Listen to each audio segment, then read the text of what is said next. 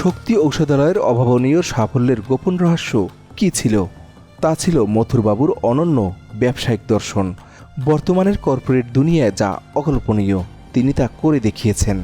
মথুরবাবু তার আয়ের মাত্র অর্ধেক নিজের এবং প্রতিষ্ঠানের জন্য রাখতেন। বাকি 50% অর্থ তিনি সরাসরি বিলিয়ে দিতেন আর্তমানবতার সেবায়।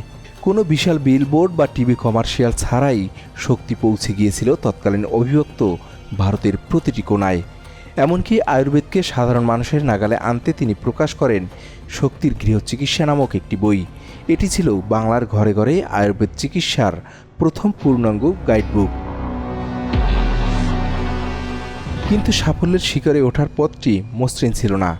পাকিস্তান আমলে এই বিশাল সাম্রাজ্যকে এনিমি প্রপার্টি বা শত্রু সম্পত্তি ঘোষণা করা হলে শুরু হয় এক দীর্ঘ অন্ধকার অধ্যায়। তবে ন্যায়ের জয় হলো 1969 সালের বিখ্যাত রিট মামলার মাধ্যমে। 1977 সালে হাইকোর্ট মালিকানা ফিরিয়ে দেওয়ার রায় দেয়।